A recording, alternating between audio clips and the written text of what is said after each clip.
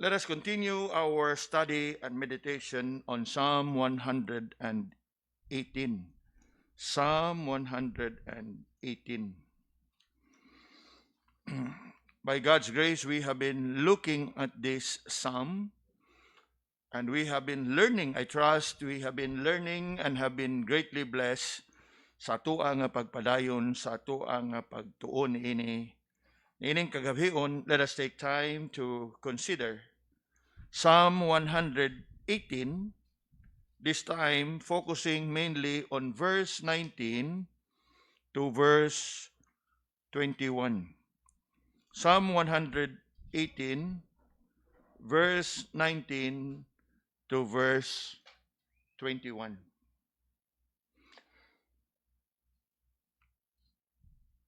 Amo usab nga gidapit ang tanan nga atong mga igsoon nga kauban nato online. If you have your Bibles, please open to this portion and join us in reading Psalm 118, verse 19 to 21. Reading, "Open to me the gates of righteousness. I will go into them, and I will praise the Lord. This gate of the Lord into which the righteous shall enter. I will praise thee, for thou hast heard me, and art become my salvation." By the grace and mercies of God, we are now on the last few verses of Psalm 118. And thus far, we have been looking at the psalmist sa iyahang pagtawag kanato in thanksgiving and to thank the Lord for His goodness and of His mercies which endures forever. We also have looked up at the psalmist's testimony of deliverance. Nga diin sa iyahang na tagamtaman og kasinatian of how the Lord delivered him from harm and evil and from his enemies, he made that firm declaration in verse 8 and 9, it is better to trust in the Lord.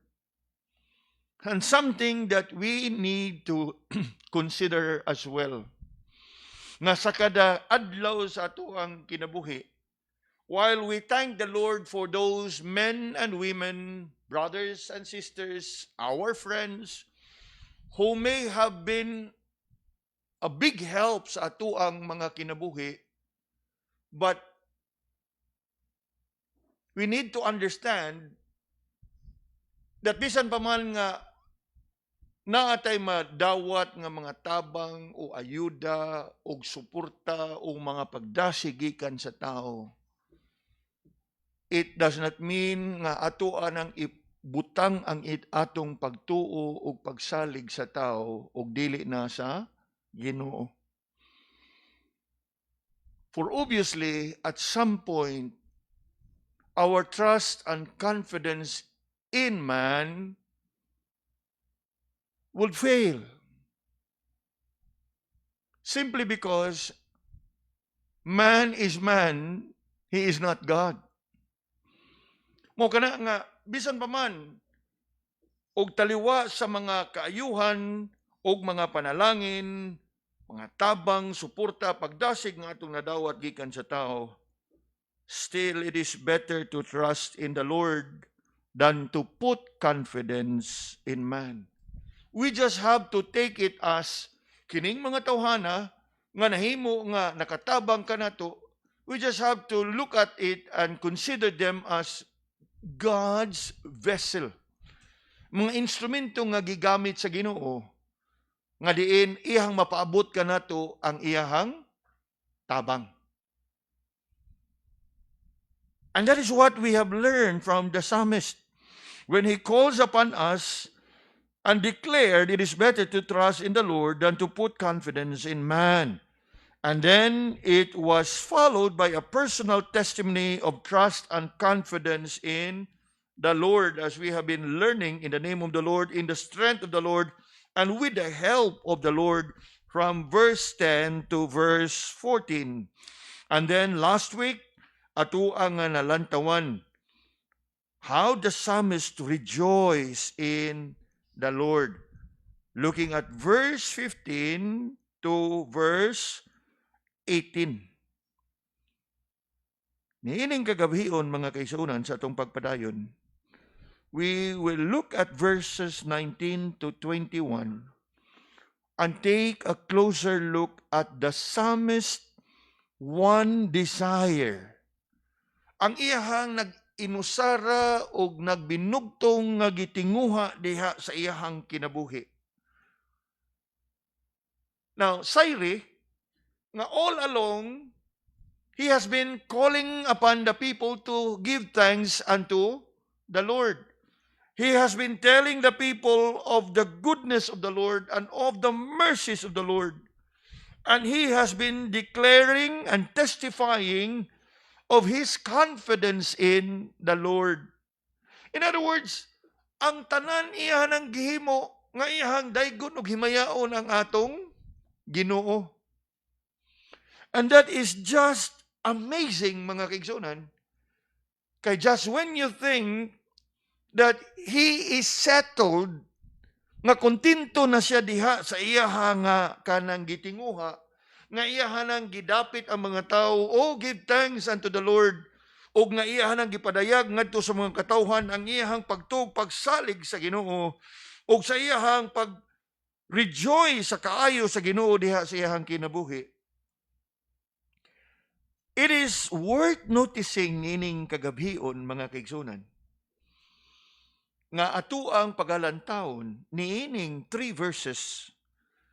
The psalmist one desire. In other words, wala pa siya makontento sa tanan nga iyahan ang gihimo in the previous verses. Ang iyang pag-auhag, ang iyang pagdasig, ang iyang pagtawag sa uban, sa pagpasalamat sa Ginoo, o sa iyang pagdeklara, sa iyang pagtuog, pagsalig sa iyang Ginoo, sa iyang pagpasalamat, paghimaya sa Ginoo, as if you would think nga okay na siya diha ni ana, o kontento na siya diha ni ana, kay after all, humanly speaking, we cannot help but think that he has done so much for the Lord. But you know what? Wala pa siya muhunong. In fact, if we are to take a closer look in verse 19 to 21, makita pagyud nato diha how the psalmist moved on and went further to express his desire in communing with the Lord so that he can praise him even more. In other words, gikan sa versikulo 1 ngadto sa versikulo 18, we have been hearing and reading and learning and looking at the psalmist sa iyahang pagdaig ug paghimaya sa Ginoo. Unya magtuo ka nga okay na ni.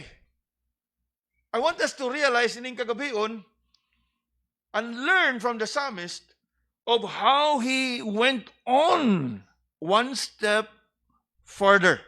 And what is that one step further? Ingon diha sa verse 19, open to me the gates of righteousness. I will go into them and I will praise the Lord.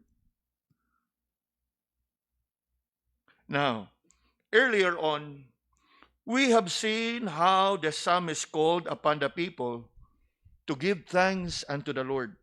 Iyan na nang himo, verse 1 onwards.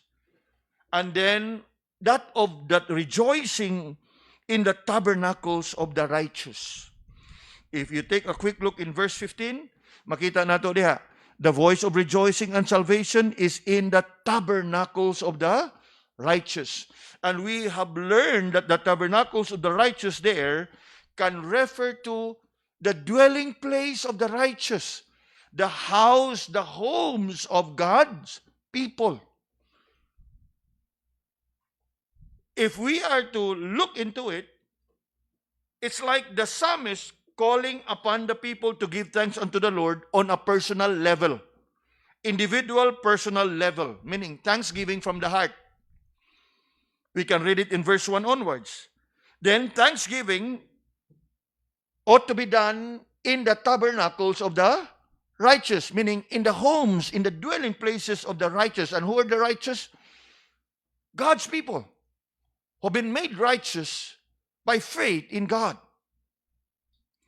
Upon lantawa, a personal thanksgiving from the heart, a familial thanksgiving from the homes of the righteous in verse 15. Here in verse 19, notice how the psalmist expressed his desire to praise God where? In the house of the Lord. How do we know that? You look at his request in verse 19. Open to me the gates of righteousness. Wow. Now, I want us to follow this carefully. Nagsugod ang Psalm 118 sa iyahang pag-awhag kanato, O give thanks unto the Lord from our personal, individual hearts. And then in the homes, in other words, not just privately and personally and individually, but also as a family in the tabernacles of the righteous. And here in verse 19, he went on to express his desire of praising God, not just in his heart, praising God not just within the family, but praising God where? In the house of the Lord. And you look at how the psalmist made that request here in verse 19. As we consider the psalmist's desire to enter.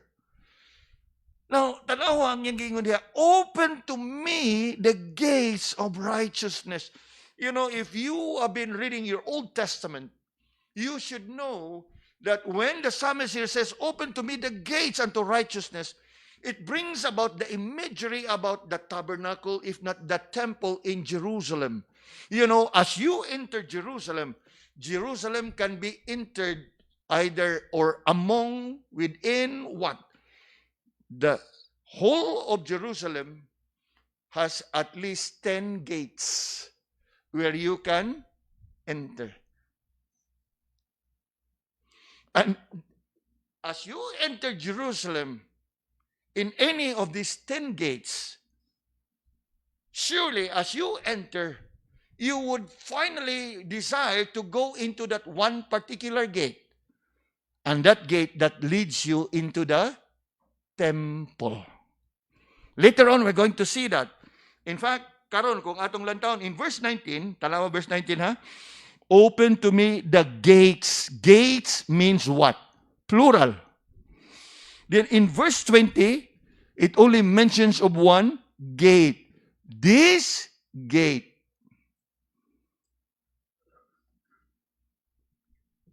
Somehow, makita nato diha, his one desire, that he may be coming from his house, but as you go into the so-called temple complex,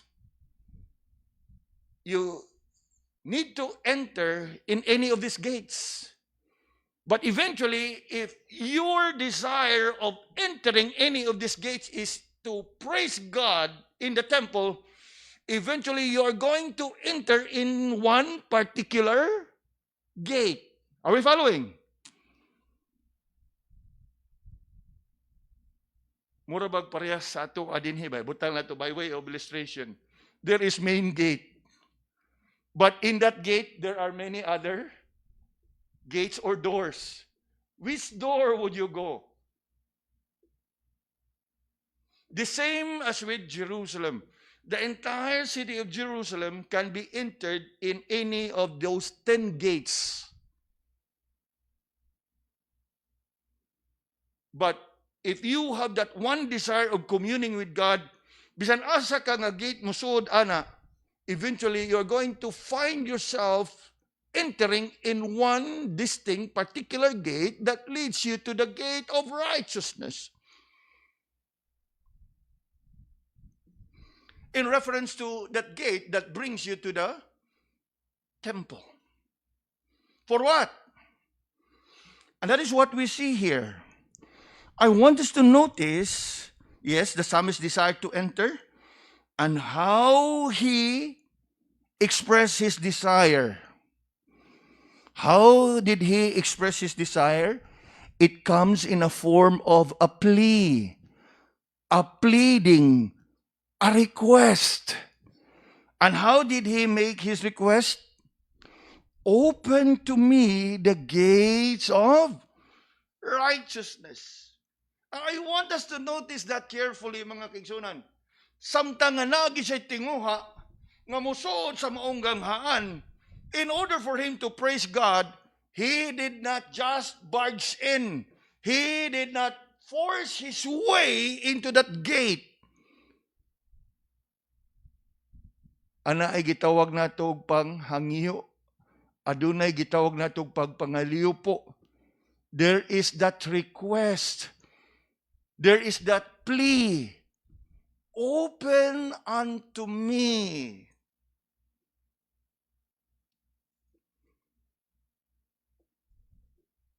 Obviously, the gates of righteousness here refer to the gates that would lead you into the house of God. And as I have just said a while ago, it brings that imagery of wanting to be in the house of the Lord in Jerusalem. Jerusalem can be accessed in any of the 10 gates surrounding the whole city. But as in any case, you may enter whichever gate, you would finally end up wanting to enter one particular gate within the gates of Jerusalem. And that would be the gate that we will later on consider in verse 20.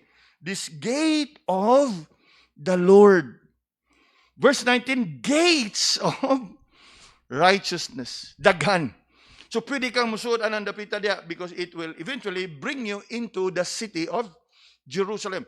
But once you are in the city of Jerusalem, you surely would look and find for one specific and one particular gate that would lead you unto the Lord.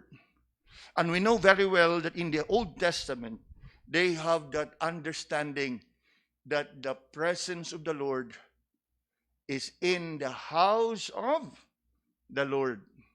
Remember, as David would often sing, one thing have I desired of the Lord, that will I seek after, that I may dwell where?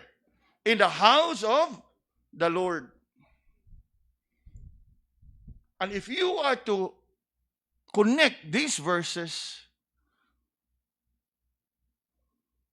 that brings you into this proper understanding that no one can bring himself and barge and force himself into the gates of the Lord. There has to be that pleading. And that is what we see here in our text. The plea to enter into the sanctuary of the Lord. Open to me the gates of righteousness. It refers to the gates, if not doors, into the house of God. And notice carefully the very purpose of his seeking admission into the house of the Lord. Open to me the gates of righteousness. Why? For what purpose? Unsay ihang katuyuan nganong gusto siya nga musod dito sa Pinoy-anan sa Ginoo, sa templo, sa tabernakulo sa atong Ginoo. The second half of the verse would tell us that. What's the very purpose of his plea to enter the sanctuary of God? Open to me the gates of righteousness. I will go into them. And what? And I will praise the Lord. Kanindot kayo nga pagalantawon mga kaigsunan. All along from verse 1 to verse 18, we have been hearing of the psalmist calling the people to give thanks unto the Lord in their hearts. He has been calling upon the people to give thanks unto the Lord with rejoicing in their homes, in the tabernacle of the righteous. Verse 15. Here, we see the psalmist setting an example for us that while we may be giving thanks to the Lord and we may be praising God in our hearts, we may be praising God in the confines of our home, there's a need for us to praise God in His house. Ug mao ni atong nakita dinhi sa salmista. He wanted to praise the Lord right there, mismo sa sanctuary, mismo dito sa Pinoy-anan sa atong Ginoo. He is not satisfied with praising God in his heart, nor satisfied with praising God in his home. He wanted to offer his praise unto the Lord right there in the house of the Lord. Nabut na ko nga itong sayron diri og katunon mga kaigsunan, nga samtang nahimaya nato ang Ginoo kung kita mapasalamaton diha sa atong kasing-kasing, samtang nahimaya ang Ginoo sa atong pagpasalamat uban atong mga pamilya sa atong mga Pinoy-anan, apan na ay mas labaw nga ikahimaya sa Ginoo kung ato siyang himayaon diin mismo sa iyahang balay. In our context, sa panagtigom sa iyahang mga katawhan diha sa simbahan. Yes. The psalmist is not satisfied of praising God in his heart, nor of praising God in the comforts of their home. He wanted to offer his praise unto the Lord mismo in the house of the Lord. In fact, ug imog yung lantawon diha ang verse 19, it comes with a plea. It comes with a request. Open to me, ablihi. You know what it means? The fact nga nanghangyo gid siya nga ablihan siya, gusto siyang mo sod. Are we following? And somehow, usahay, maingon man ta nga, ganahan na tako, pastor, nga akong himayaw ng Ginoo, pero sarado man pultahan. Tog siguro si Sister Carol. Huwag nakaabri. But he did not settle. Wa siya makuntinto. And he did not even use it as an alibi and as an excuse. Lord, I could have wanted to praise you in the house, in the tabernacle, but somehow the door is closed. Nipauli na lang ko, Lord. But you look at what he did. Open to me.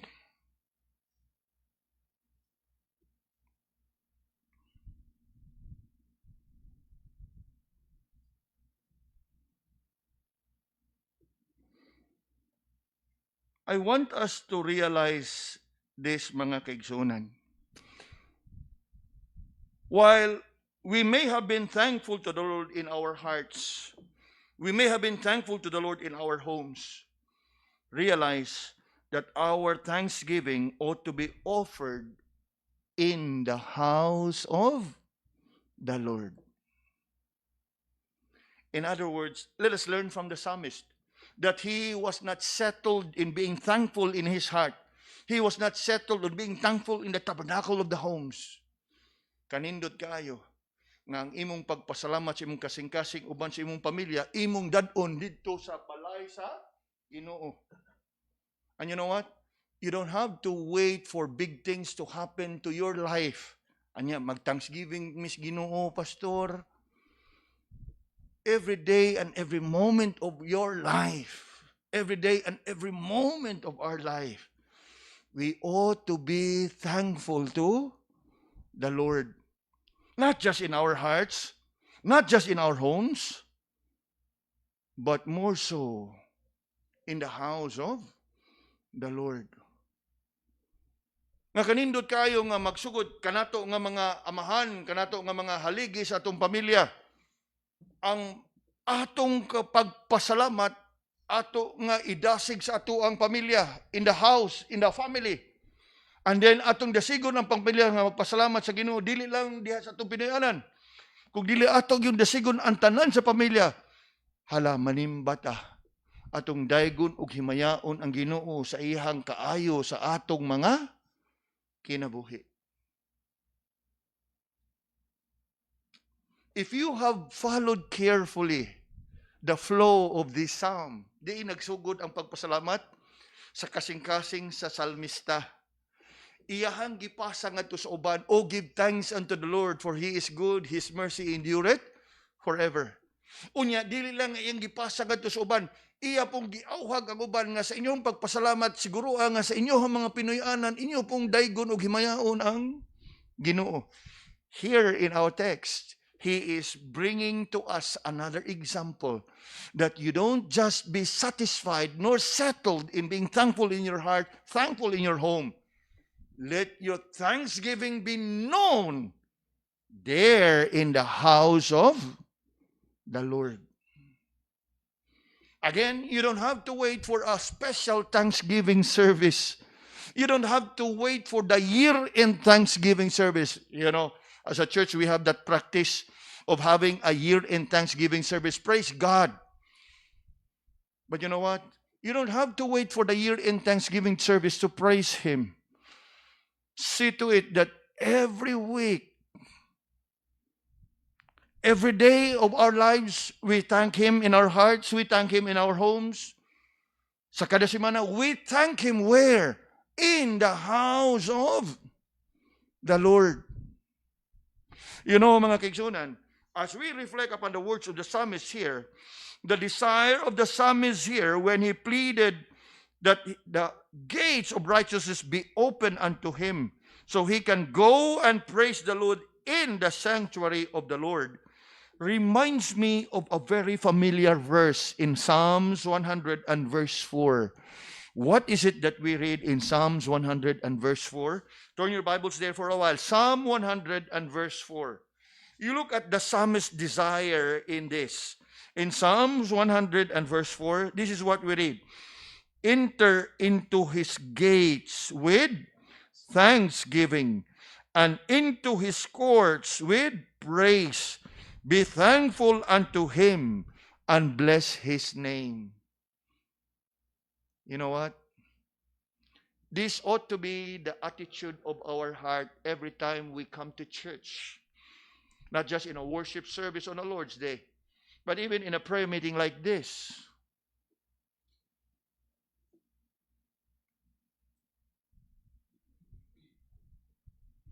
Nga sa panahon unya sa ato mga pag-ampo, kanindot kayo if you would start with what?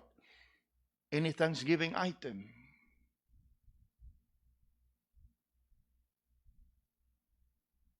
And after the Thanksgiving, okay, let's move to a time of prayer. Kaya nga naman, you know, there's no single day nga wa gid tay nadawat nga panalangin gikan sa Ginoo. But how often do you spend time to give thanks to the Lord?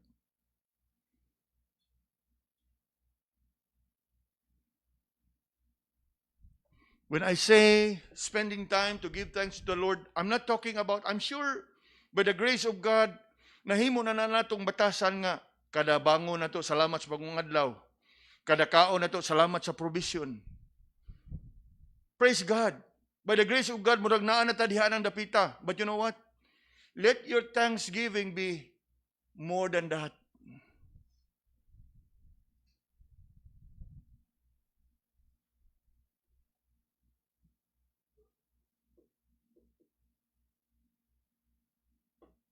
Kay lagi, not a single day nga moabot sa ato ang kinabuhi nga wa tay ikapasalamat sa Ginoo. I will enter into his gates with thanksgiving and into his courts with praise. Be thankful unto him and bless his name. Psalm 116. And look at verse 17 and to 19.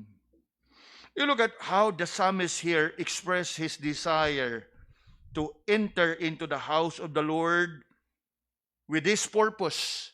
And what was his purpose? Verse 17, I will offer to thee the sacrifice of thanksgiving, and will call upon the name of the Lord. What else? I will pay my vows unto the Lord, now in the presence of all his people. In the presence of all his people, where can this gathering be? In the presence of all his people. It can only take place and happen where? In the assembly and the gathering of God's people in the church. In their case, in the tabernacle, in the house of the Lord, in the temple of the Lord. You look on. I will pay my vows unto the Lord now in the presence of his people. And then what? Where can this be? In the courts of the Lord's house, in the midst of thee, O Jerusalem, praise ye the Lord.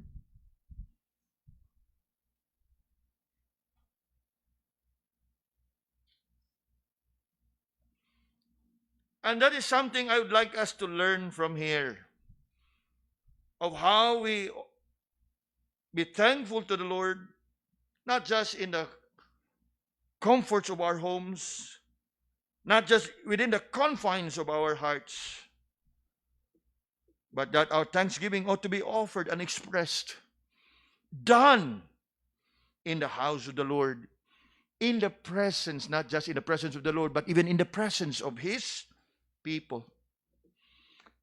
And as I have said, we don't have to wait for a special Thanksgiving service to do it. For after all, sa kada adlaw sa tuang kinabuhi, we have been experiencing the goodness of the Lord, the mercies of the Lord. While our brethren in Singapore at this time are having the church camp in Kuala Lumpur in Malaysia, somehow I received some messages from some of our brethren there joining the camp. And somehow, makadasig ba nga, mahinumduman bitaw ka nga, like messages like, kumusta ka? I mean, of course, I'll translate in our dialect. Kana bang, mangumusta, kumusta na ka diha, pastor? Just thought about you while we are here in camp. I don't know kung say ilaha dito nga dagan sa ilaha nga camp, but it's just encouraging and comforting that while they are there in the midst of all the activities in the camp, some can take time to message and simply ask sa pagpangumusta sa ato ang kahimtang. And of course, I can only reply with thanksgiving. Thank you for remembering. Thank you for asking. Thank you for your thoughts. And all these things. Okay, you know, when you are in the camp, you can be so engaged with all the activities dito sa camp. And then somewhere in between, somebody from that gathering thought of messaging you and taking time to ask kung kumusta o unsa nay kahimtang.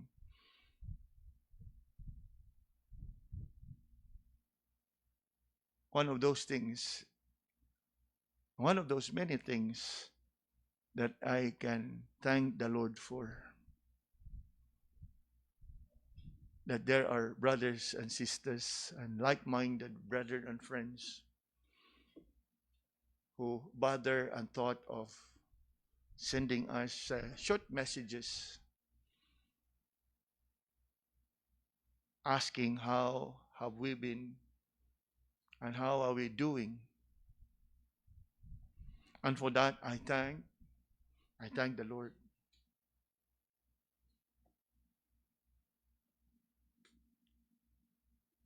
Now we come down to verse 20. From the psalmist's desire to enter into the house of the Lord,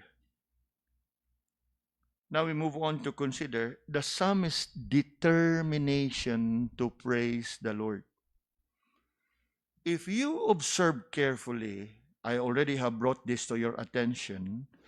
The psalmist in verse 19 mentions of gates, more than one, plural. Here in verse 20, he talks about one particular gate. This gate of the Lord. This is the very gate of the Lord which leads into the sanctuary of the Lord, into the place of worship. This is the gate of God's appointing, into which the righteous shall enter in order for him to commune with the Lord. And obviously, it refers to that one particular gate that brings you into the presence of the Lord. And you know, mga kigsunan, if you can remember, from the outset of this series of study, I did mention to you that there's a portion of this psalm that actually points us to the Lord Jesus.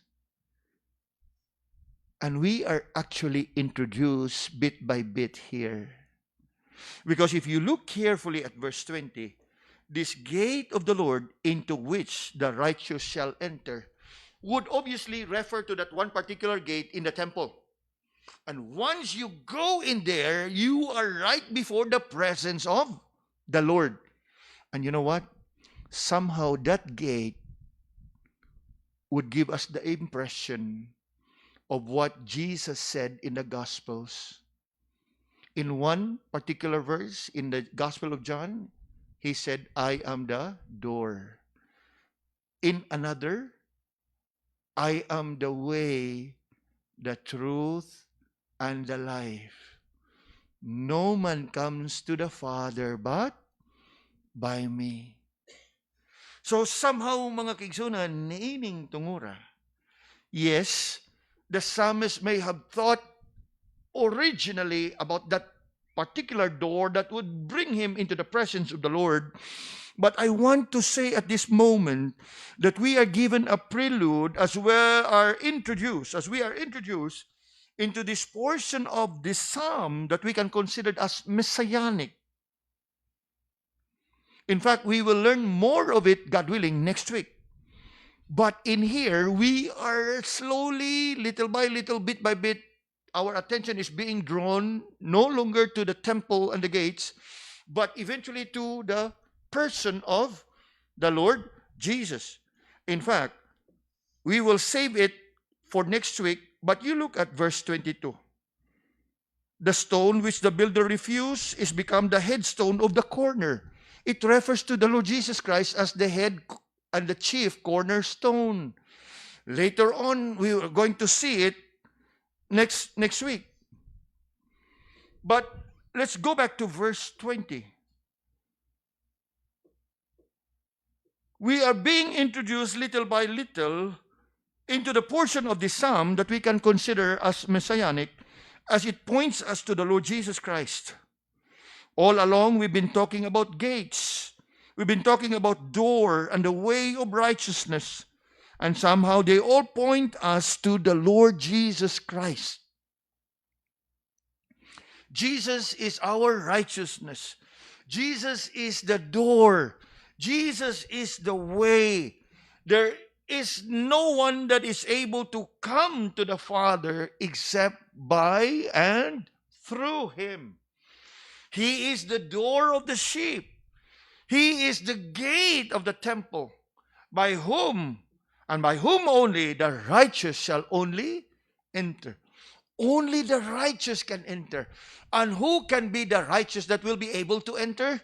Those who have been made righteous by the righteousness of Christ.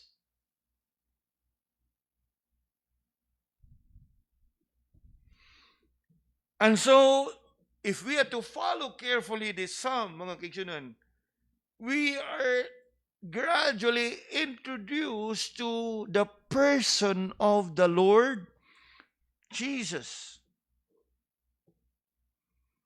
in whose righteousness we are able to come into the presence of the Lord.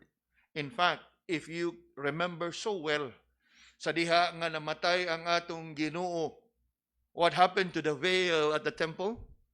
It was torn asunder, symbolizing that we now have direct access. This is really wonderful. And what is so amazing in here is, the psalmist wrote about this thousands of years before Christ. And somehow later on, as we proceed and consider these verses, the preceding verses, the Lord himself quote it in his conversation with the people in the Gospels in the New Testament. And that confirms that even when the psalmist may have wrote this with the temple in mind, little did he know that he was actually writing this as a prophecy, as a preview of the coming of the Lord. In fact, if you take a quick look at verse 25,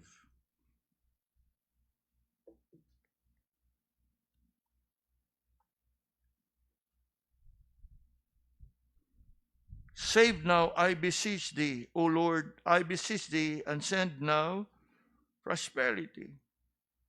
Blessed is he that cometh in the name of the Lord. These were the words that the people shouted when the Lord in his triumphal entry entered Jerusalem.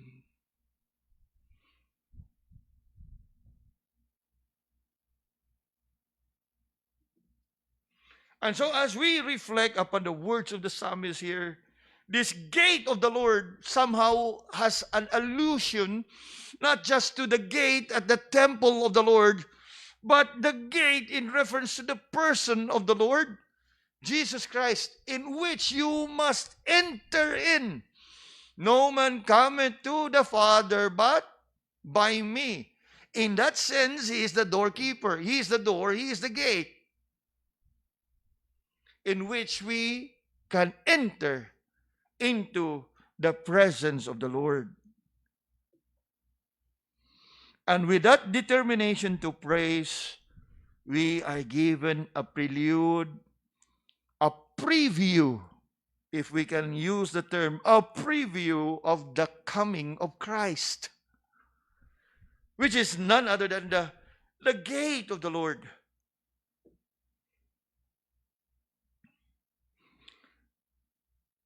From his determination to praise, in verse 21, I want us to consider a last verse for tonight, the psalmist's deliverance in which he praised the Lord. Nganong nagtinguha manggid siya?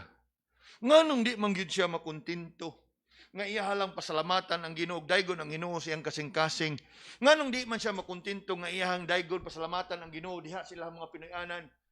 Why would he has to go into the house of the Lord to praise him?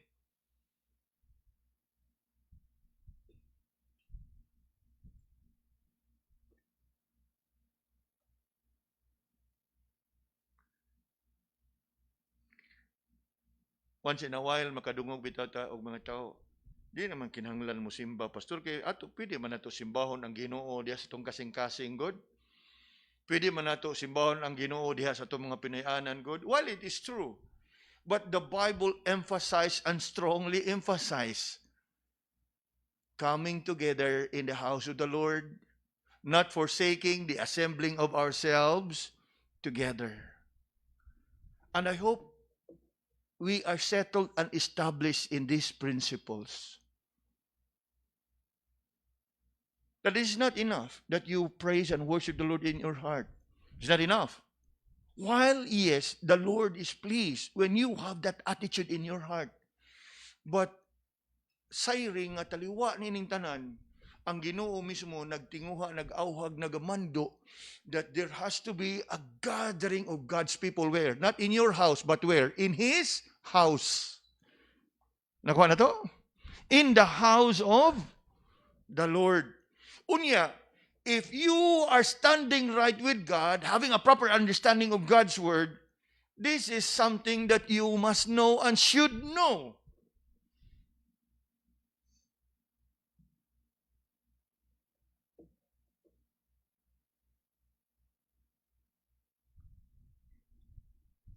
Nga naman. Of course, more than just for the many blessing nga itong nadawat gikan sa Ginoo, lantawa dinhi og unsay pinaka hinungdan og nganong determinado gyud ang salmista nga mongadto gyud siya dito sa balay sa Ginoo.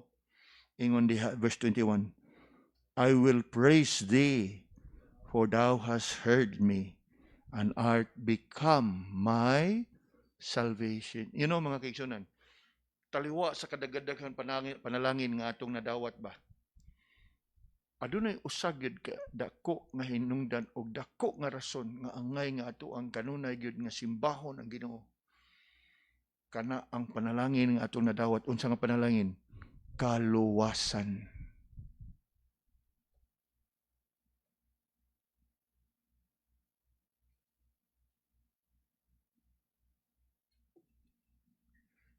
In the case of the psalmist here, he said, I will praise thee, for thou hast heard me. Obviously, he is referring to a particular incident or experience in his life. Nga sa dihang nitawag siya sa Ginoo, gitubag siya sa Ginoo, o salbar siya sa Ginoo. From his enemies perhaps, from danger perhaps, from harm, from evil perhaps. But you know what? If the psalmist can have that one determination to praise God in his house, alang ka na to, we have even more reason, 1,001 reason to praise the Lord. But here is one that we ought to remember and be thankful to the Lord always. And what is that? He has become our salvation. While the psalmist here refers to his deliverance and salvation from evil, from harm, from physical danger, sa ako nang gingon, we have even more reason to praise God. Because the deliverance nga atong naangkon gikan kaniya is not just deliverance from harm and evil, but ultimately deliverance from eternal condemnation. Now, I'm sure you've heard of the news nga ang nanay, meaning ang lola ni Preacher Edsel, may panaw kagabi. And somehow, he shared with us that audio recording. Nga diin, iyahang gisangyawan ang iyahang nanay. I don't know the exact time o kanusan niya nasiran, but the good thing is iyahang nasiran. But you can be sure nga sa taas-taas nga panahon, grabe ang pagbalibad anang iyahang nanay. Kay Katolik ko magina ang pamilya ha. Apan kung nakahigayon mo sa pagpaminaw atong audio recording nga atong gi-share sa group messaging kagabi, you can imagine sa taas-taas nga panahon ug sa kataas-taas sa pasensya sa atong igsuon ba. Kay nga naman, sukad nga nangalagad ng atong igsuon diha sa Bohol, dito pa ang simbahan ganito sa Baclayon, hangtod karon na nas Tagbilaran, he has been sharing the gospel anang iyahang lula.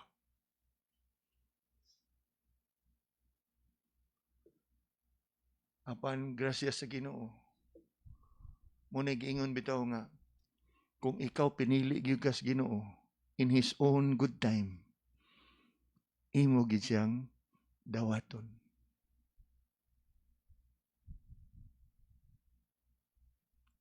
I've seen people pass on nga wa gyud respond sa ebanghelyo. I also have experienced it myself, having shared the gospel at bedside. And after a few days, having shared the gospel at bedside, nagidawat niya ang Ginoo, and then the person passed on. And that would give you that impression nga, indeed, salvation is of the Lord. Bisan pag sa kinatibuk-an sa imong kinabuhi, gahi gyud kay ka sa imuha nga gituhuan, apan inig-abot sa mga katapusan, gutlo sa imong kinabuhi, ug ikaw pinili sa Ginoo, you will find yourself calling upon the name of the Lord. Unya, maog yun atong nadungog kagahapon diha sa katong audio. Unya, ma-amaze ka kay nga naman. Sa pila kay gayon, I have spoken anang iyahang nanay. Dili naman ang katunong istorya. Istoryahon nimo, nanay, kumusta? Ningon ito nga, napay hapon diha, pastor, napay hapon sa gawas. Ang iyang, kuan ba, kanabang dimensya ba? Nga ang iyang memory kanunay, ang panahon sa gubat, sa hapon, nga maistorya gani mo kadyan, upo-upo kinaibumba. True. I've had that experience anang lula ni Brother Idsil. Apan, I really don't know og asang tungur o kanus ato niya na-share. O if you, napaman, di pa siguro kay lawom di sa itong group messaging, listen. Nga sa pag-ingon niya nga, unya, imong gidawat ang si Ginoong Hesus. Akong gisalig ang tanan, ngadto kaniya. Mura ba og kanang, unsa bay tawag ana, kana bang, mura ba og, as if nga murag, wala ba siya dementia, mura ba og kanang nakasabot pagid siya ba? Kay makasanong man sa mga okasyon nga, may mga panahon nga mahimamat na ko na siya, nanay, kumusta? Ana, usay, kanta-kantahan ka sa kanang karaan nga mga kanta, ana. Dili ba mo tunong? Unya gani, sa sigipan niyang stress, ay, napay hapon diya sa gawas doy? Naa siya sa iyang kagalingong time frame ba? Apan sa gisend ni Preacher Idsil nga audio kagabi, makita gyud nimo nga mura og iya gyud to tanan sa Ginoo. Kana makaingon gyud ta happy birthday in heaven.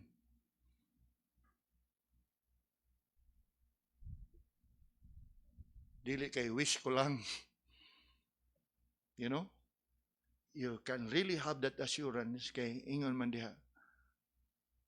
Whosoever shall call upon the name of the Lord shall be saved.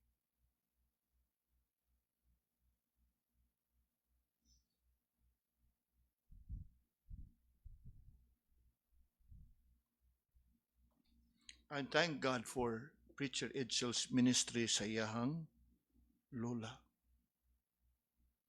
All his labors and effort and prayers surely was not in vain.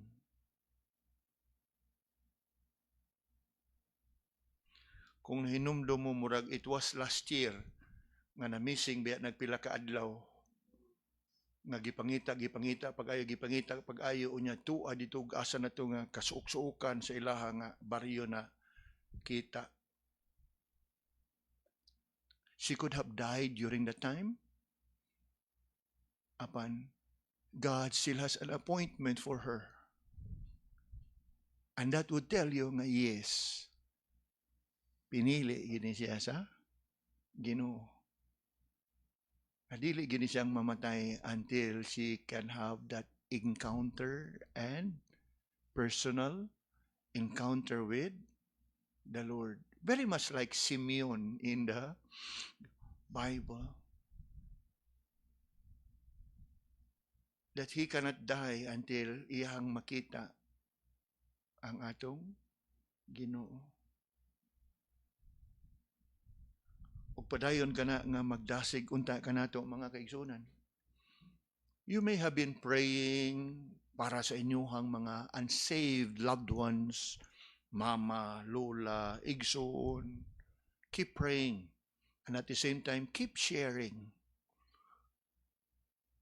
Not necessarily nga kada magkita, sige na lang putag sangyaw, usahay mo si bat na lang hinuhon, kay sangyawan sa tani. But as and when og naay opportunity, share. Nga sa pag-send bitaw ana ni Richard Itzel kanako sa audio, kaingon jud ko nga sa ako ang kasing-kasing ba nga tinawag gito na siya sa Ginoo. Nga human nga iyang gipadayag ang iyang pagtuog pagsalig. And that makes a big difference.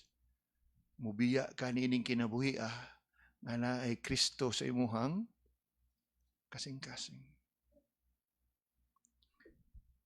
It's that difference between heaven and hell.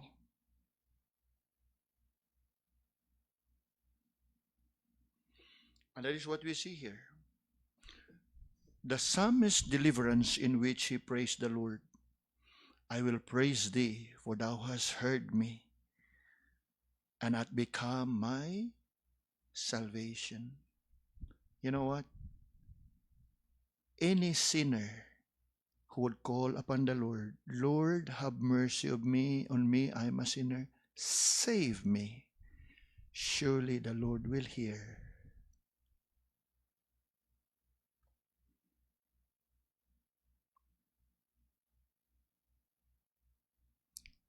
We just have to be there to share the gospel. God willing, as we move on to consider the last verses of this psalm next week, we're going to see clearly how this psalm indeed is all about God, the Lord Jesus Christ, the righteousness of God, and the door, the way in which sinners like us can enter into the very presence of the Lord. Father, thank you for the word that you have shared to us tonight diha sa imuhang pulong.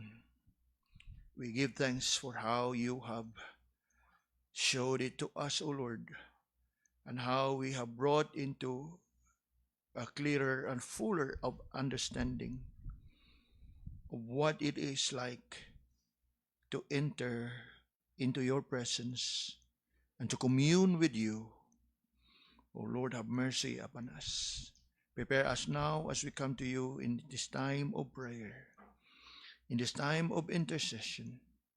In Jesus' name we pray. Amen.